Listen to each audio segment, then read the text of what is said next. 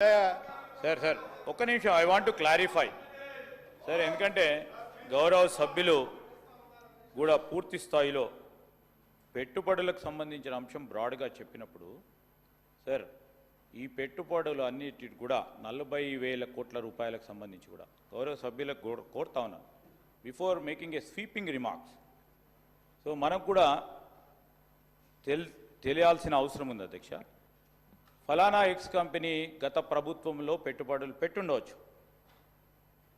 ఆ రోజు రూపాయి పెట్టుబడి చేస్తే ఆ రూపాయి పెట్టుబడికే పరిమితం కాకుండా ఈరోజు 10 రూపాయలు పెట్టడం జరిగింది. సో అదే చూపెట్టారు అనటం అనేది కరెక్ట్ కాదు అధ్యక్ష.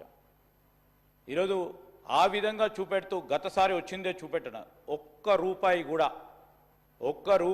40,000 కోట్ల రూపాయలు గత ప్రభుత్వం తీసుకొచ్చిన పెట్టుబడుల్లో లేని అంశాలనే ఈరోజు సభ ముందు ఉంచాం.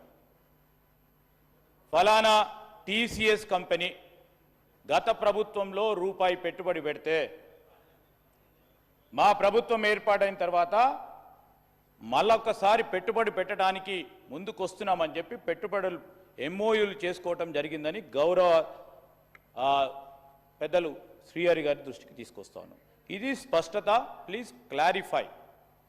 ఎందుకంటే మీరు మాట్లాడే ముందు తప్పకుండా మీరు మాట్లాడే ప్రతి వర్డ్ని మేము నోట్ చేసుకుంటున్నాం అధ్యక్ష.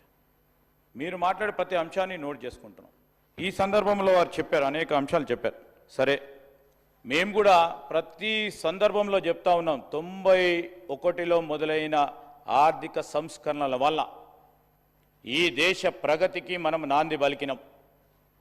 ఆ రోజున్న ఆర్థిక వృద్ధి రేటు ఎంత పెరిగింది, క్రమక్రమేణా ఏ విధంగా పెరుగుతూ ఉంది, ప్రతి రాష్ట్రానికి సంబంధించి అక్కడ తీసుకున్న ప్రోయాక్టివ్ ఇండస్ట్రియల్ ఇన్వెస్ట్మెంట్ పాలసీల వల్ల ఏ విధంగా పెరుగుతూ ఉంది, పెరిగే దృక్పథంతో ముందుకెళ్తా ఉన్నాం.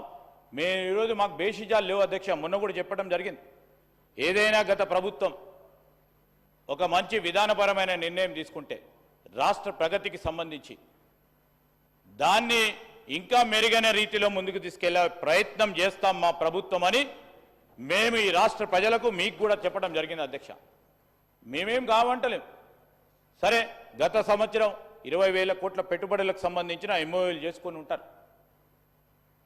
ఈరోజు మేము 40,000 కోట్ల రూపాయలకు సంబంధించిన ఎంఓయూలు చేసుకోవటం జరిగింది. మనం అందరం కూడా సమిష్టిగా ఈరోజు రాష్ట్ర ప్రగతి గురించి ఆలోచన చేస్తున్న సందర్భంలో మీరు ఈ విధంగా మాట్లాడితే వాణిజ్యం, వ్యాపారం, వ్యాపారస్తులకు కూడా అనుమానాలు, అపోహలు క్రియేట్ చేయడానికి ఆస్కారం ఉంటుంది. కనుక మనం అందరం కలిసి కూడా రేపు రాబోయే కాలంలో 40,000 కోట్లు కాదు, రాబోయే సంవత్సరంలో 80,000 కోట్ల తీసుకురావడానికి మంచి సూచనలు, సలహాలు ఇవ్వండి. సరే, ఈరోజు నేను అందుకోసం చెప్తా ఉన్నాను అధ్యక్ష, ఎక్కడ కూడా వారు చెప్పిన ఇంకో అంశం ఉంది అధ్యక్ష.